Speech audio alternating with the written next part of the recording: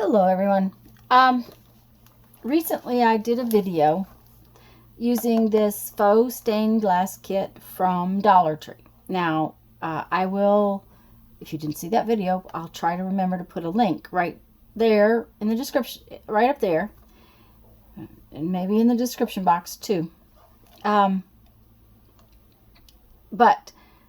I purchased this kit not to paint on bottles, but to make windows, try out windows for our journals. And while this is fun, of course, it's very limited, and it's Dollar Tree stuff, and you know, there was only 2 colors really, and black in here.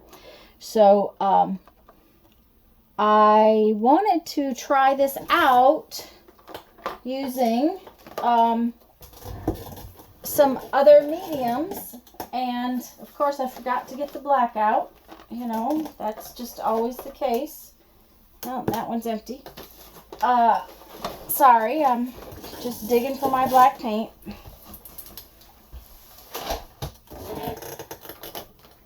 There we go.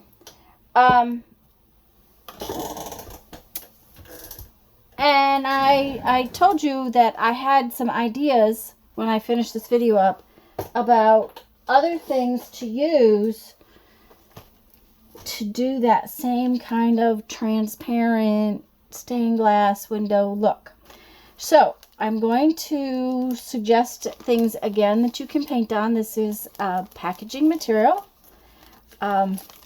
This is a Ziploc freezer bag.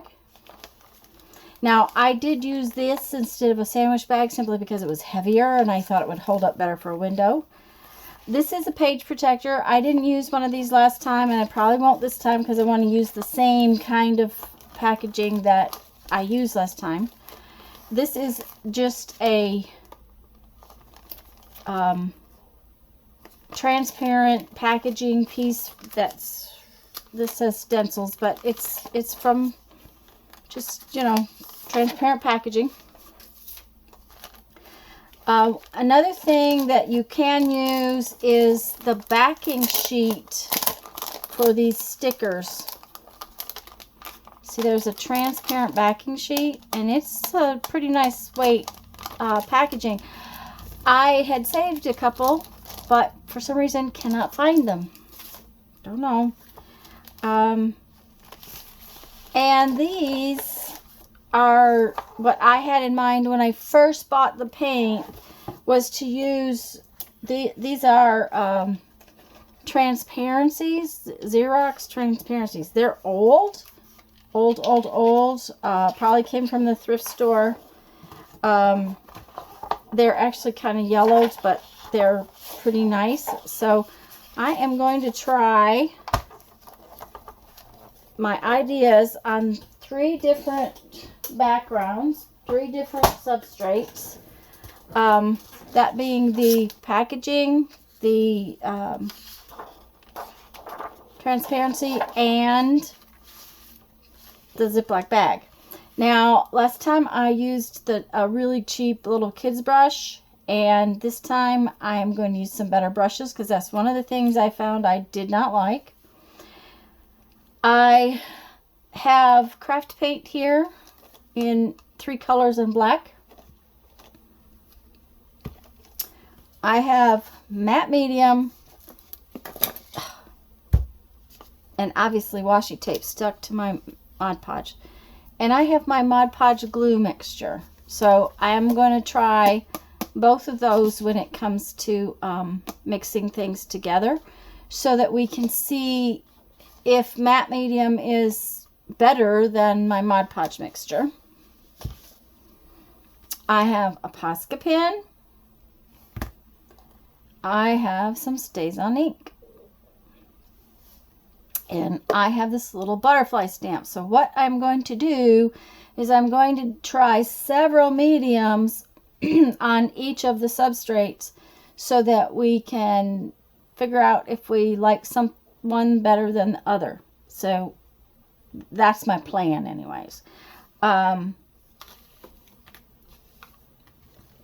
Now, if I get quiet, I may speed up part of this video, so I'll be back at the end if I do get quiet.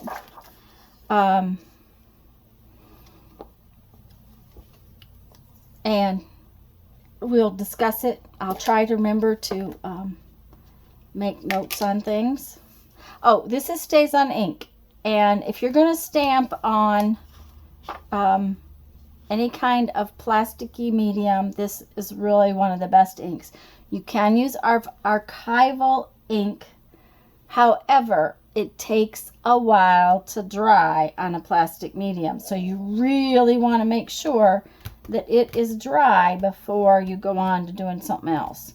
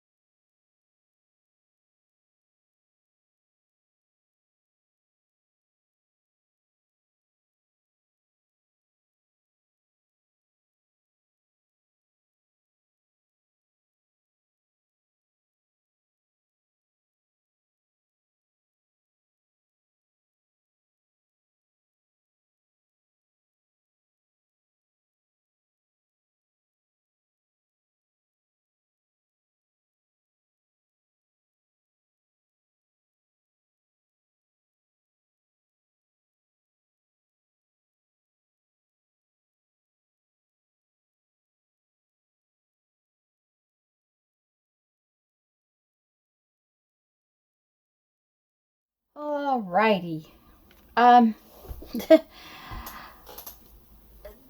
This was definitely an experiment, and it taught me kind of what I want to do in the future and what I don't want to do in the future. I'm sorry about the glare, guys. Anything shiny is going to end up glary. I do apologize, but that's just the way it works. Obviously, I like working on this transfer paper. I have it, so that's probably what I will use. But I have been very, very pleased with everything I've done on this plastic packaging that stuff comes in. The plastic bag works. It is not necessarily my favorite, but I will tell you some things about plastic bag that I do know. That you can sew this stuff. So should you want to, and it holds up pretty well when you sew it. So I don't know how well either one of these other two plastic mediums will work to sew it, but a plastic bag would, and I was not totally disappointed with my results on the freezer bag. So there's you know, give and take for different substrates.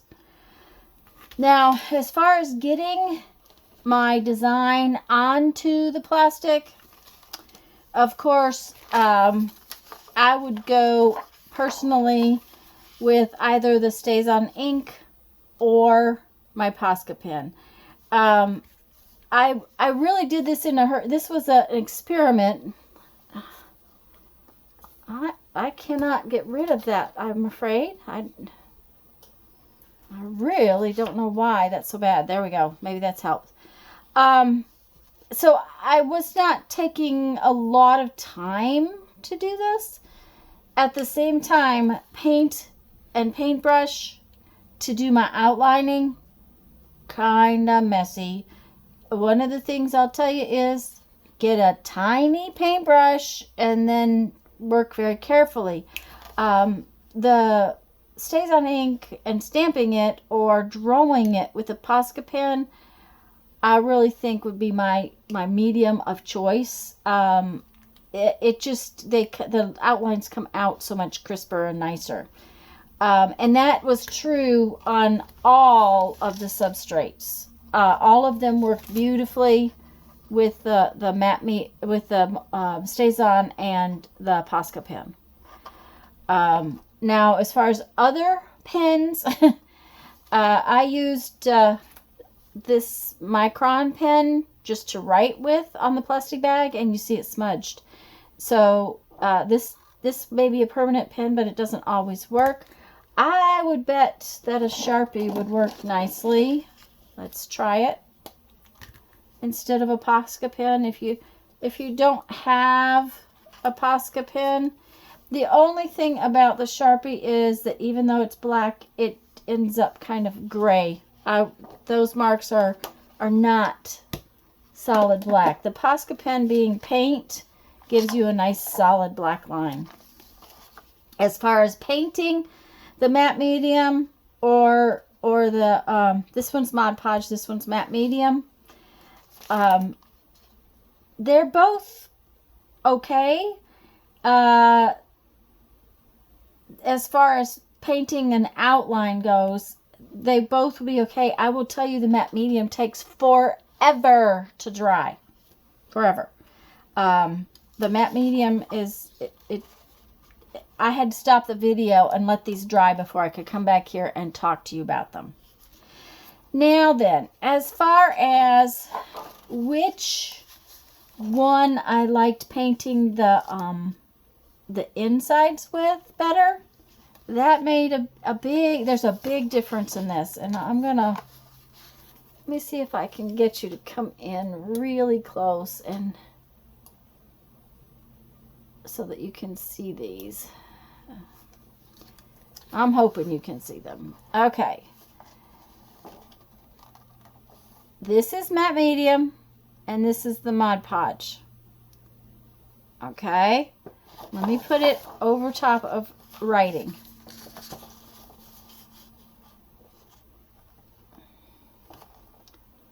You see, the matte medium is much more transparent than the Mod Podge.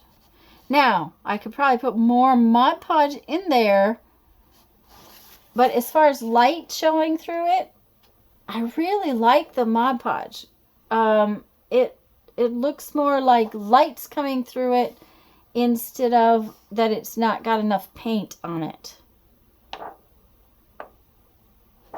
Now that is the transparency.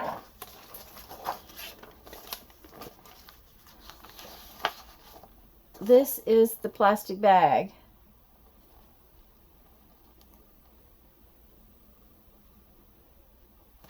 I love the shadows behind it too. That's another part of why I like this.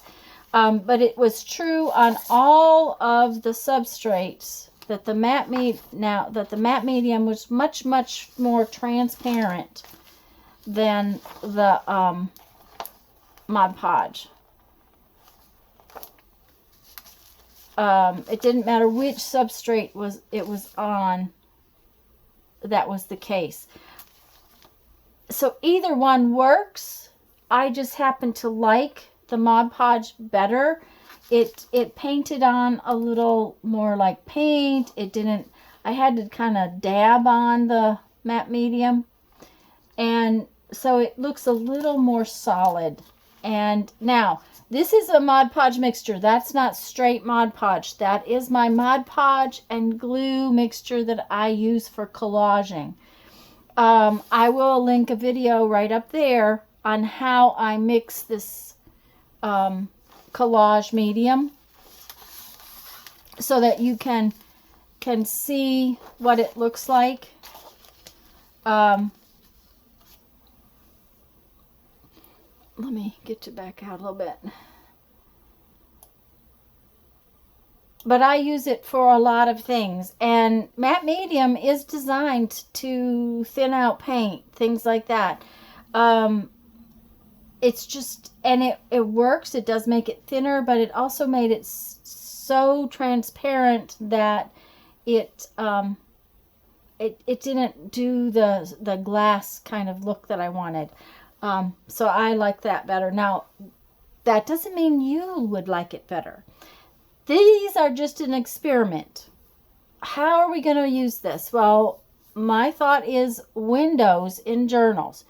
That is one reason why I think the stamping and the Posca pen would be better, because I can do different kinds of designs.